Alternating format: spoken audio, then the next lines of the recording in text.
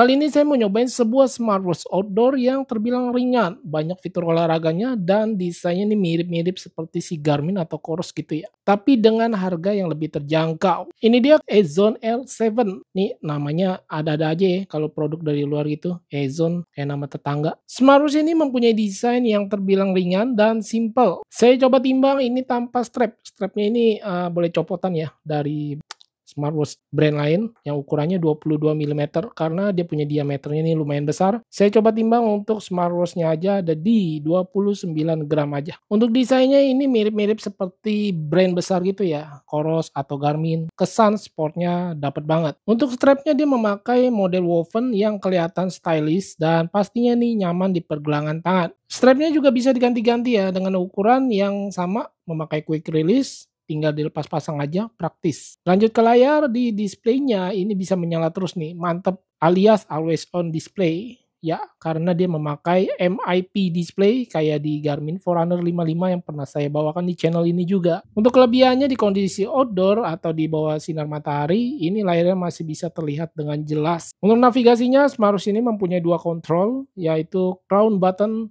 yang bisa diputar dan ditekan, dan satu lagi press button, ini modelnya biasa lah ya. Mungkin sebagian orang ini agak sedikit ribet ya bagi buat yang belum terbiasa karena mirip banget cara pakainya seperti di Garmin FR55 tanpa menggunakan touchscreen. Walau begitu, dia tetap masih dikasih backlight yang kita bisa atur tingkat kecerahan brightness-nya ini dan kita bisa atur screen time out-nya juga, screen time off maksudnya. Di bagian tampilan menu atau yang biasa saya sebut tema atau view UI, ada dua pilihan aja yang kita bisa pilih lewat menu setting. Fitur menarik lainnya, smartwatch ini mempunyai speaker internal yang bisa mengeluarkan suara beat tapi tidak ada untuk fitur Bluetooth call ya. Tidak bisa, dan kita bisa atur juga volumenya ini lewat setting tone. Fungsinya buat notifikasi masuk seperti pesan, alarm, atau peringatan notifikasi lainnya. Watch face yang tersedia juga cukup banyak dan variatif nih. Dia ada yang full digital, ada juga yang model analog digital atau saya sebut AnaDigi. Tapi memang layarnya ini belum berwarna ya. Di bagian bahasa saya perhatikan dia belum ada opsi bahasa Indonesia. Jadi saya pakai bahasa Inggris aja nih. Nah, untuk fungsi tombolnya, crown button ini kalau ditekan langsung masuk ke mode cepat olahraga atau bisa juga buat select menu. Untuk press button fungsinya dia buat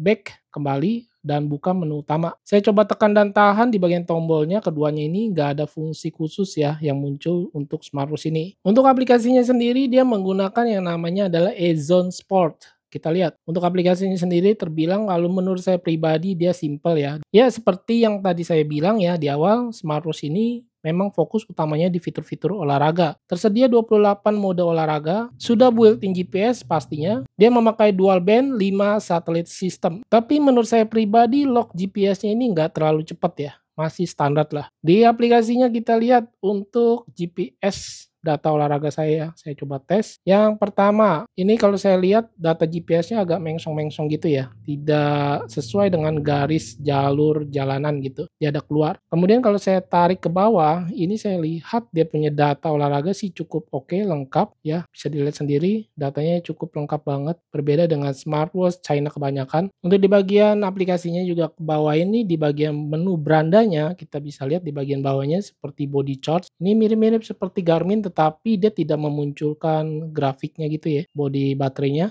atau body charge ya mirip-mirip lah sebutannya, tetapi dia kekurangannya tidak menunjukkan grafiknya aja. Heart rate dia terlihat di sini tetapi juga ya kalau heart rate ini muncul ya seperti ini tampilannya. Stress level tidak ada, sleep monitoring dan tampilannya seperti ini aja ya. Tidak ada data untuk grafiknya juga. Dia hanya muncul waktu tidur dan waktu bangunnya saja. Menurut saya untuk sleep datanya ini kurang lengkap. Walaupun terlihat susunannya ini cukup banyak ya data yang bisa diperlihatkan, tetapi untuk rinciannya saya masih berasa kurang. Kecuali yang di bagian olahraganya tadi aja. Oke, langsung aja kita lihat ke fitur-fiturnya. Tombol yang bawah ini untuk masuk ke menu utama dan kita scroll untuk memilih fitur yang ingin kita lihat. Seperti resting heart rate. Oke, tampilannya dia seperti ini. Stress level dia ada. Respiration rate. Ini untuk pernafasan ya sepertinya ya. SpO2 ready. Kompas juga ada. Dan tampilannya kompas seperti ini. Sangat-sangat simple banget. Sensor ini untuk kalibrasi ya. Seperti kompas, altimeter, Bluetooth, GNSS mode. Kita lihat ini saya pilih yang high accuracy. Dia ada 3 pilihan, balance dan power save. Di setting kita lihat ini bisa untuk ganti-ganti watch face. Nah, untuk crown-nya sendiri ini menurut saya terlalu loncat sih. Metronom, chrono ini adalah stopwatch, lalu timer waktu penghitung mundur, alarm ada, one click test. Nah, ini seperti kebanyakan smartwatch branded lainnya ya, di sini ada. Oke, untuk fiturnya kurang lebih seperti itu. Dan yang bikin saya bingung lagi untuk tampilan olahraga, di sini ada outdoor fat burning, outdoor stress relief. Ini berbagai macam fitur outdoor tetapi berbeda-beda loh guys. Seperti untuk lari aja dia ada free run, interval run. Jadi agak membingungkan ya. Di sini kita bisa setting sih. Seperti repeat, exercise, pace, alert, heart rate alert, dan masih banyak lagi nih. Satu hal yang mau saya sampaikan tadi, dia tidak ada root back ya. Walaupun dia sudah built-in GPS, terlihat tampilannya seperti ini aja. Hanya bisa dikendalikan ke atas dan ke bawah saja. Untuk pengalaman pemakaian saya, secara keseluruhan saya bisa bilang smartwatch ini sangat ringan dan nyaman banget ketika dipakai di pergelangan tangan saya yang kecil. Walaupun ukurannya secara fisik nggak kecil-kecil amat ya terlihatnya, tetap terasa agak besar. Saya coba ukur untuk di bagian pinggir case-nya aja ada di 12 mm. Ya, kurang lebih hampir 12 mm. Di bagian tengah heart rate sensornya dia ada di 13 mm. Di bagian diameternya 44 mm lebih dikit. Lak-tulaknya kita lihat ada di 49 mm lebih. Lumayan besar ya smartwatch-nya. Dan saya coba tes ini notifikasi masuk seperti WhatsApp chat dan juga WhatsApp call. Saya coba tes notifnya seperti ini. Untuk baterainya ini jadi hal penting ya guys. Karena dengan GPS aktif seharian dan saya pakai tidur semalaman, baterainya ini terbilang cukup boros. Bisa sih bertahan sekitar 1,5 hari.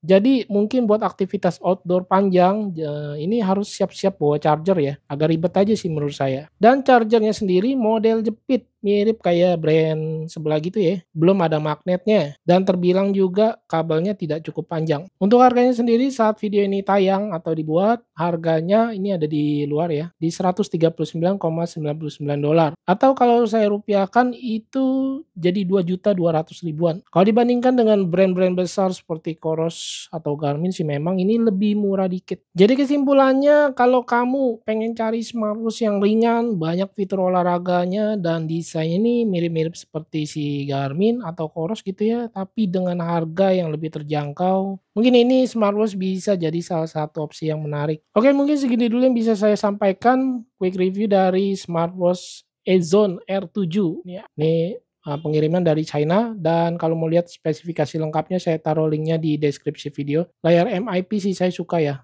Dari seri FR55 itu saya bawakan di channel ini. Saya cukup senang dan suka banget untuk berkegiatan di outdoor memakai layar MIP. Dan bagaimana tanggapan kalian soal smartwatch ini? Bisa tulis di kolom komentar apakah recommended. Thanks for watching, saya Freddy dan nantikan video saya selanjutnya. Bye.